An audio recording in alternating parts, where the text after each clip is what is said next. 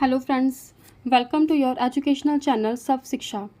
Today we will discuss previous year's questions of stars and the solar system of science. So let's get started with question number 1. The question number 1 is all stars appear to move but pole star doesn't because. Question का मतलब ये है कि जितने भी stars हैं वो move करते हैं बट जो पोल स्टार है वो मूव नहीं करता बिकॉज ऑफ ऑप्शन दिए गए इसमें A it is fixed B. It is situated in the directions of the Earth's axis. C.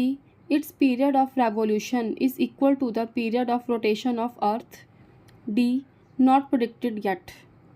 तो गाइस इसका आंसर आ जाएगा option C. Its period of revolution is equal to the period of rotation of Earth. क्या मतलब है इसका कि जितने भी स्टार्स हैं वो मूव तो करते हैं east to west because earth जो है वो रोटेट करता है अपने एक्सिस पे from west to east direction and pole star जो है जिसको हम पोलैरिस बोलते हैं वो मूव नहीं करता बिकॉज इसकी जो पोजीशन होती है गाइस वो ऑलमोस्ट परफेक्टली होती है अपनी लाइन में अर्थ के एक्सिस के साथ जिसकी रोटेशन होती है पॉइंटिंग टूवर्ड्स द नॉर्थ. तो क्या आ जाएगा इसका answer option C. It's period of revolution is equal to the period of rotation of earth. Now next question is question number 2. Ursa Major is also known as. Options दिए गए इसमें A Big Dipper, B Great Bear, C Saptarishi, D all of the above. तो guys इसका answer आ जाएगा option D all of the above. Ursa Major जो है उसको क्या बोला जाता है, बिग डिपर भी बोला जाता है, ग्रेट बियर भी बोला जाता है, सप्तऋषि भी बोला जाता है. तो जैसे ये बिग डिपर है, क्या मतलब है इसका, ये जो है एक फेमस लैडर लाइक पैटर्न है गाइस अपने 7 ब्राइटेस्ट स्टार्स का. इसके जो 7 ब्राइटेस्ट स्टार्स होते हैं जो कि टेक्निकली एक आर्टरिज्म में होते हैं एक लार्जर कॉन्स्टिलेशन के साथ. उसके बाद आ जाएगा ग्रेट बियर. ग्रेट बियर किसको बोलते हैं, ग्रेट बियर जो है ये एक कॉन्स्टिलेशन है नॉर्दर्न स्काई में. और उसके बाद आ जाएगा सप्तऋषि. सप्तऋषि जो है ये एक ट्रेडिशनल एस्ट्रोनॉमी है जिसको हम सप्तऋषि बोलते हैं. मीनिंग इसका मतलब इसको हम क्या बोलते हैं, और 7 सेजिस क्या बोलेंगे, 7 सेजिस. तो क्या आ जाएगा इसका answer option D all of the above. Now next question is question number 3. Why Mercury is not observable easily. Question का मतलब ये है कि जो मरकरी है वो इतनी ईजिली ऑब्जर्व क्यों नहीं होती. ऑप्शंस दिए गए हैं इसमें A it is smallest planet so not visible, B it is nearest to the sun so hidden in glare of sun, C it is transparent, D none of the above. तो इसका answer आ जाएगा guys option B. It is nearest to sun so hidden in glare of sun. क्या मतलब है इसका, इसका मतलब ये है कि इसका जो ऑर्बिट है वो क्लोज़र होता है सन के देन अर्थ. अर्थ से नहीं होता, सन के क्लोज़र होता है. ये जो है यूजुअली ब्लाइंडिंग ग्लेयर में हिडन, सन के जो ब्लाइंडिंग ग्लेयर होता है उसमें छिपा होता है. इसे जो है हम सिर्फ सनसेट के बाद ही थोड़ी देर के लिए देखा जाता है. मीन्स ये जो है एक्सट्रीमली हॉरिजन पे होता है जो कि हमें बहुत ही कम दिखाई देता है. Now next question is question number 4. Which of the following is not a correct statement? Options दिए गए इसमें A. Venus is the brightest planet of the solar system. B. Uranus is the largest planet of solar system. C. The bright streaks of light of meteors when reach to Earth's surface are called meteorites. D. None of the above. तो guys जैसे ये first statement है Venus is the brightest planet of the solar system. Yes, ये जो है सबसे brightest planet है अपने सोलर सिस्टम का. तो ये स्टेटमेंट जो है वो तो करेक्ट है. उसके बाद बोला गया है option B Uranus is the largest planet of solar system. No, Uranus जो है वो लार्जेस्ट प्लैनेट नहीं है हमारे सोलर सिस्टम का. सोलर सिस्टम का जो लार्जेस्ट प्लैनेट है वो कौन सा है, जुपिटर. तो ये स्टेटमेंट जो है वो इनकोरेक्ट है. उसके बाद बोला गया है the bright streaks of light of meteors when reach to earth surface are called meteorites. Yes, ये भी करेक्ट है. तो क्या आ जाएगा इसका आंसर गाइस ऑप्शन बी.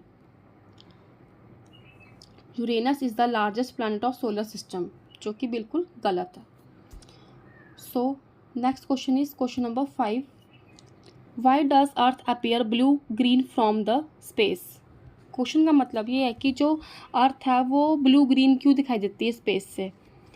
तो ऑप्शन दिए गए इसमें, A due to the presence of ozone layer, B due to presence of atmosphere, C due to presence of water and land mass, D all of the above. तो guys इसका answer आ जाएगा option C, due to the presence of water and land mass. क्या मतलब है इसका? Because of its vast oceans and dense atmosphere and abundant plant life. जो blue colour है ये कहाँ से आता है? ये जो ब्लू कलर है ये ओशन से आता है गाइस, जिसका जो कलर है 71% जो है वो अर्थ सरफेस को जो वो कवर करता है और एब्जॉर्ब करता है रेड एंड येलो लाइट जब रिफ्लेक्टिंग एंड स्कैटरिंग होती है ब्लू वेवलेंथ की। अर्थ का जो एटमॉस्फेयर जो है वो स्कैटर करता है सनलाइट, जिससे कि स्पेस से दिखाई जाने वाला स्काई जो होता है वो ब्लू दिखाई देता है। और ये जो ग्रीन कलर है, ये ग्रीन कलर जो है गाइस ये हमें प्लांट लाइफ से आता है, जैसे कि फॉरेस्ट हो गया, ग्रास लैंड हो गया, एग्रीकल्चर रीजन्स हो गए अक्रॉस द कॉन्टिनेंट्स जो कि फिल्ड होते हैं विद क्लोरोफिल एंड जो एब्जॉर्व करते हैं रेड ब्लू लाइट, बट ये रिफ्लेक्ट करते हैं ओनली ग्रीन लाइट। तो इसलिए जो है वो स्पेस से दिखाई देने वाला अर्थ जो हमेशा ब्लू ग्रीन दिखाई देता है। तो क्या आ जाएगा इसका answer? Option C, due to presence of water and land mass. So the next question is question number 6. Saturn can float like a football in water. This statement is said due to fact that options दिए गए इसमें, A Saturn is very small in size, B Saturn has a large number of satellites, C Saturn is least dense planet, D Saturn appears yellowish in color and there are some beautiful rings around it. तो guys इसका answer आ जाएगा option C, Saturn is least dense planet. Saturn जो है guys ये एक बहुत ही लोअर ओवरऑल डेंसिटी है देन वाटर, ये बहुत ही हल्का है। सैटर्न की जो डेंसिटी है गाइस वो कितनी है? 0.69 ग्राम पर सेंटीमीटर क्यूब। और जो वाटर की डेंसिटी है गाइस वो कितनी आ जाएगी? 1.00 ग्राम पर सेंटीमीटर क्यूब। बिकॉज सैटर्न जो होता है गाइज ये मोस्टली लाइट वेट गैसेस से बना हुआ है, जैसे कि हाइड्रोजन हो गया, हीलियम गैस होगी, ये लाइटर होते हैं बहुत ज़्यादा देन वाटर। तो क्या आ जाएगा इसका answer guys? Option C, Saturn is least dense planet. Now next question is question number 7. Which of the following property differentiate meteors from meteorites? ऑप्शन दिए गए इसमें, A brightness of streaks of light produced by them, B size of the meteors and meteorites, C both A and B, D neither A and B.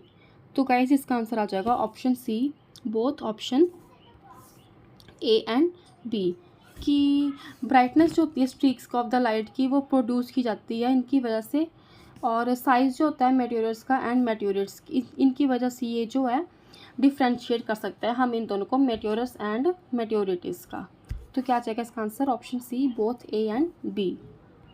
So the next question is question number 9.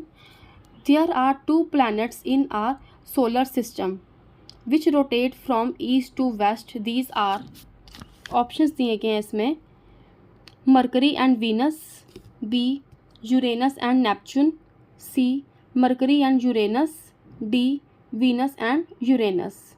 तो guys जो planet solar system में rotate करते हैं east to waste वो कौन से आ जाएंगे?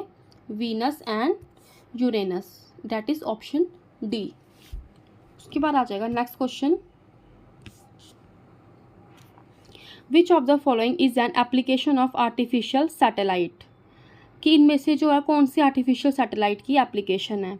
ऑप्शंस दिए गए हैं इसमें, A forecasting weather, B transmitting television and radio signal, C telecommunication, D all of the above. तो गाइज इसका आंसर आ जाएगा option D, all of the above. की जो आर्टिफिशियल सैटेलाइट की जो एप्लीकेशंस हैं वो क्या क्या आ जाएंगी? फॉरकास्टिंग वेदर भी आ जाएगा, ट्रांसमिट करना टेलीविजन एंड रेडियो सिग्नल्स को थ्रू लाइट, टेलीकम्युनिकेशन, ये सब जो एग्जांपल्स हैं आर्टिफिशियल सैटेलाइट के। उसके बाद आ जाएगा next question,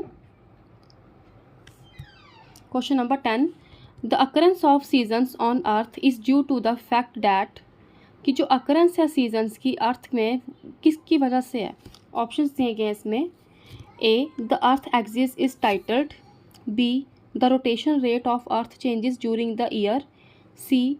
The Earth's axis points in different directions during the year. D. The Earth is closer to Sun during summer. तो गाइस इसका आंसर आ जाएगा option A, the earth axis is titled.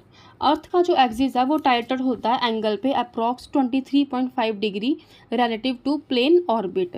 ये टिल्ट जो होती है ये cause करता है डिफरेंट पार्ट्स अर्थ के to receive varying amounts of the sunlight throughout year, जो कि लीड करते हैं to seasons. Now next question is question number 11। Which planet is known as red planet? Options दिए गए इसमें A Jupiter, B Mars, C Saturn, D Neptune. तो जो planet है रेड प्लैनेट जिसको बोलते हैं हम किसको बोलेंगे? Option B Mars. मार्स जो है वो रेड प्लैनेट के नाम से जाना जाता है। Now next question is which is known as minor planet? Options दिए गए इसमें A Neptune, B Jupiter, C Mars, D asteroids. तो जिसको हम माइनर प्लैनेट बोलेंगे वो क्या आ जाएगा? स्टीरॉइड्स। सो गाइज ये थे मेरे आज के most important questions of solar system. फिर मिलेंगे कल हम नए टॉपिक और नए एमसीक्यूज़ के साथ। Thank you.